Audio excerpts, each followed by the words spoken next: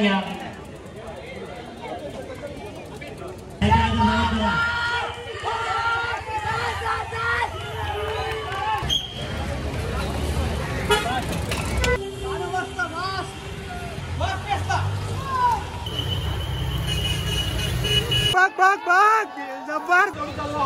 तिरंगा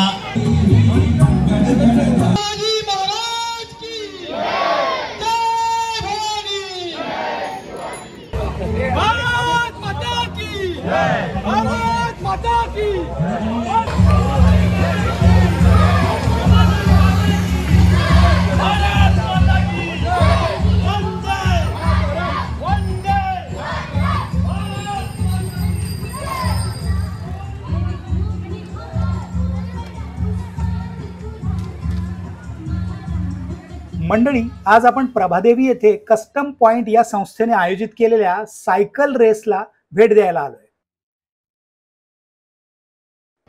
या सायकल रेसला ऐतिहासिक महत्त्व प्राप्त आहे, कारण गेली 43 वर्ष सातत्याने ही संस्था ही रेस 15 ऑगस्ट या दिवशी आयोजित करत आहे.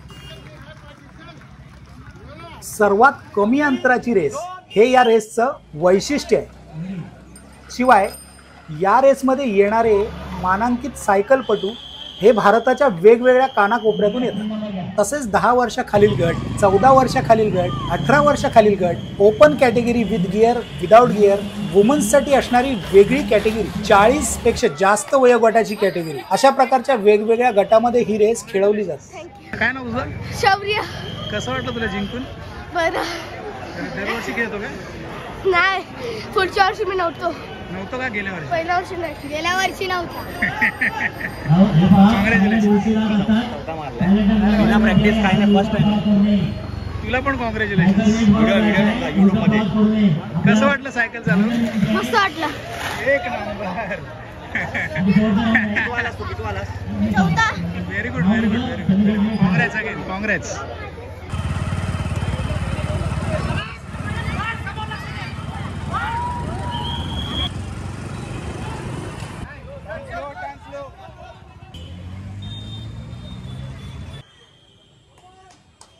तीनशे पेक्षा जास्त खेळाडू या 2 किलोमीटरच्या असणाऱ्या रेसमध्ये भाग घेतात.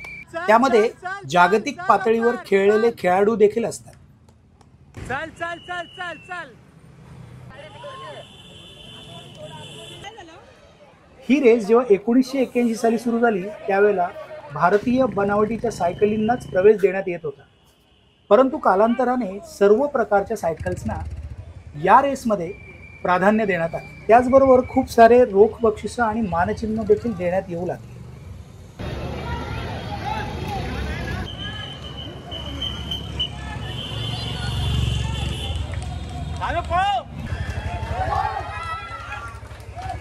Aryan come on. चल चल चल. मस्त मस्त. या रेसला हळूहळू प्रभादेवी, दादर याचबरोबर मुंबईतील इतर भागातल्या लोकांचा देखील खूप चांगला प्रतिसाद मिळायला लागला. या रेसमध्ये भाग घेणारे सायकलिस्ट खूप जास्त प्रमाणात प्रॅक्टिस करून या रेसला यायला लागले आणि या रेसमध्ये जिंकून येणाऱ्या विजेत्याचं नाव मुंबई आणि महाराष्ट्रातल्या सायकलिंग जगतात गाजायला लागलं.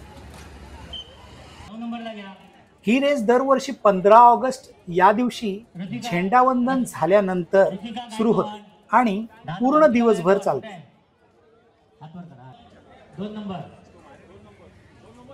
प्रत्येक कॅटेगरीमध्ये क्वार्टर फायनल, सेमी फायनल आणि फायनल अशा प्रकारचे वेगवेगळे राऊंड्स खेळवले जातात आणि मगच विजेता घोषित होतो.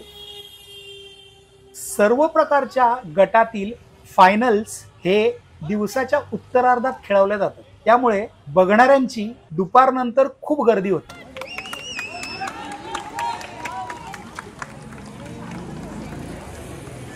या रेसला Maharashtra cycling association, Mumbai cycling association, Mumbai police, Mumbai traffic police तसेच मुंबई म्युनिसिपल कॉर्पोरेशन या सर्व संस्था मदत करतात. त्याचप्रमाणे जवळजवळ 100 पेक्षा जास्त कार्यकर्त्यांमुळे ही रेस यशस्वीरित्या पूर्ण करण्यास मदत होते. याच कार्यकर्त्यांच्या मदतीमुळे ही स्पर्धा निर्विघ्नपणे पार पडण्यास मदत होते. मित्रांनो, हा व्हिडिओ जर तुम्हाला आवडला असेल तर या व्हिडिओला तुमच्या सायकल प्रेमी मित्रांबरोबर जास्तीत जास्त शेअर करा. मंडळी, असं बघण्यात येत आहे की आपल्या चॅनलवर जे लोक व्हिडिओ बघतात ते चॅनलला सबस्क्राईब करत नाही. त्यामुळे आपल्या चॅनलला सबस्क्राईब करा, जेणेकरून आपला चॅनल जास्तीत जास्त लोकांपर्यंत पोहोचण्यासाठी मला मदत होईल. त्यामुळे या चॅनलवरचे व्हिडिओज तुमच्या सर्व व्हॉट्सॲप ग्रुपवर शेअर करून या चॅनलला जास्तीत जास्त लोकांपर्यंत पोहोचवण्यासाठी मला मदत करा. लवकरच भेटूया नवीन व्हिडिओमध्ये. तोपर्यंत स्वतःची काळजी घ्या, स्वतःच्या परिवाराची काळजी घ्या, सायकल चालवत राहा आणि इतरांना सायकलिंगची प्रेरणा द्या.